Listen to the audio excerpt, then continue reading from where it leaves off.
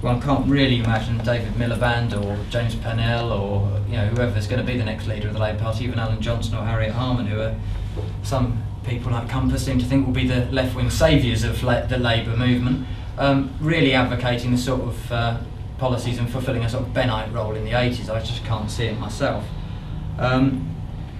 Could therefore a further rise in union militancy force the affiliated unions to seek greater control of the party in order to get their agenda across, to counter the Tories' attacks? Again, the lessons of the 80s probably not boding well on that score either. But that's probably the only likely scenario for a left-wing term within the Labour Party that is there.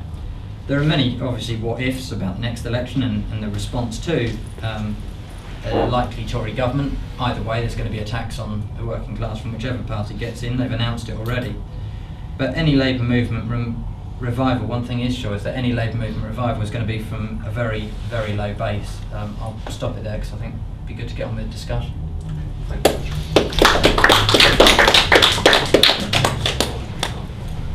Okay, I'm Chris Ford. Introduce myself earlier. I want to pose this question from a slightly different approach. I'll start with a quote from that great capitalist figure Henry Ford, who bears no relation to me, obviously, but who said that history was bunk.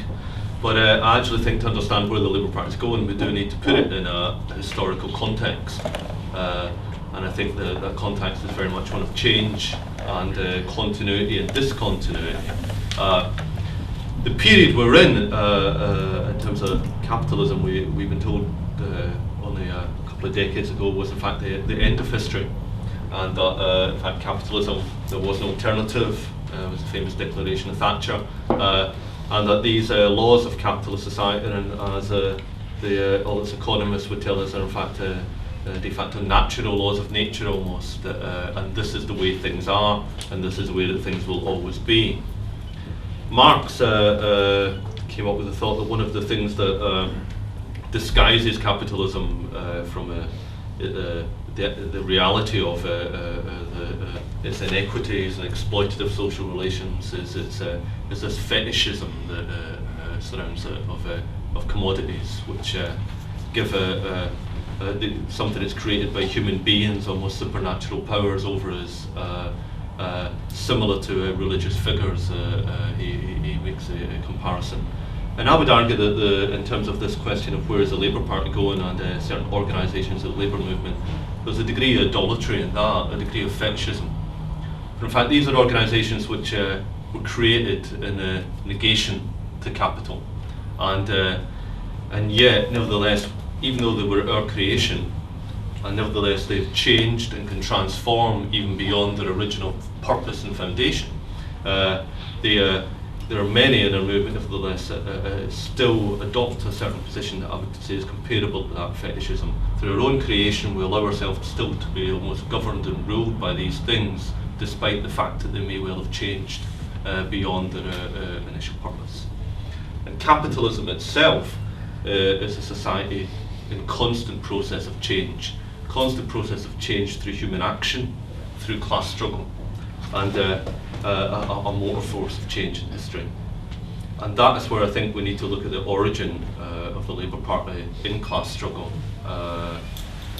It emerged in a period which Frederick Engels once described as the 40-year winter of the British working class, which was a period of long defeat of the great Chartist movement.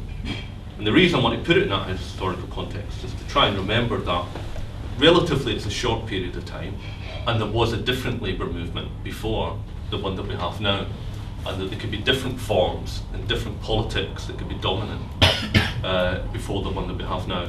And there was a different labour movement with different politics and forms of struggle before the Labour Party came into being. And one of the things that changed was not only the defeat of the great Chartist movement,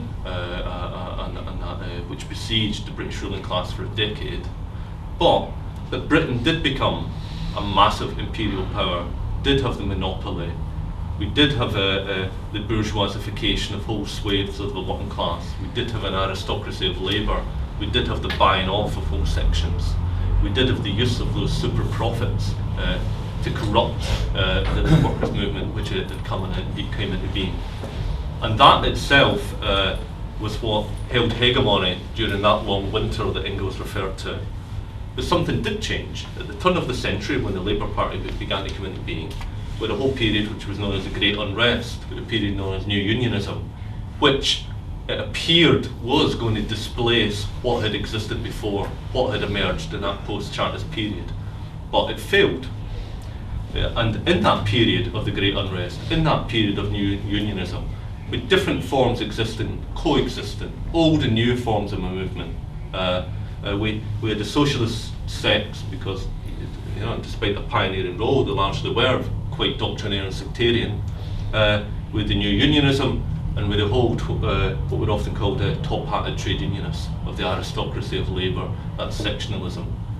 And when things began to gel, to bring about a new unity, a general movement around the Labour Representation Committee, unfortunately, it was also at the point where we saw the defeat of the Great Unrest. It was also a point where we saw, to a degree, socialist sectarianism withdraw from that process and allow the hegemony to be maintained by what were basically moderate trade union leaders and middle-class politicians. And the force that was essentially shaping the politics of the Labour representation and the Labour Party coming into being was that moderate trade unionism that saw politics as a pressure group. They saw that they had been denied parliamentary representation through the old Liberal Party, and they sought to replace that. Up until a point, they had completely neglected political representation for the working class, until increasingly the movement became more assertive, and it could no longer be something that could cohabit through the Liberals. But the movement that came into being, I would argue, had a built-in defect. And that built-in defect arose in some ways from the very force that created it, and that was the trade unions themselves.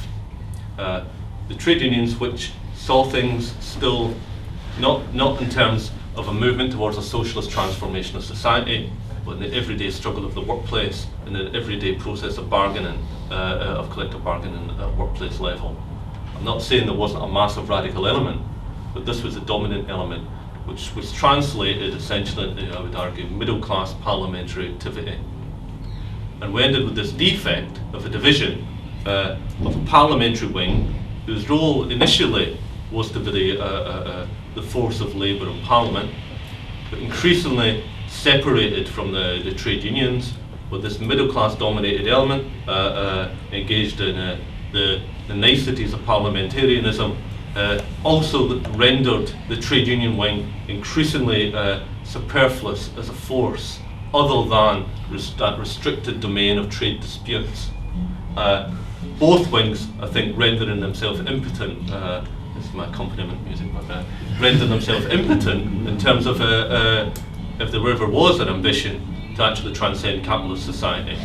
And I think that this division, this hampering of the movement, retarding of any more radical potential, has become increasingly acute as the century unfolded, and increasingly acute as the parliamentary wing, which has always been a dominant wing of liberalism, more and more accommodated with capitalism.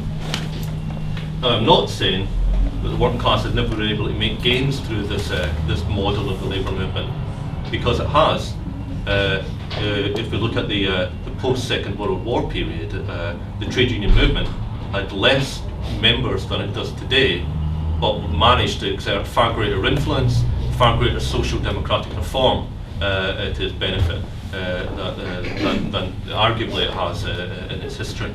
And what has changed, I would say, is that the class struggle forced a change in the nature of the Labour Party, and the class struggle has forced a change in the nature of capitalism itself. In particular, I'm talking about the post-war boom going bust. It was my contention, and I've argued at this issue of our paper, the Commune, that the rug was pulled from under that model. at the time of the 74-75 period at which the post-war boom went bust.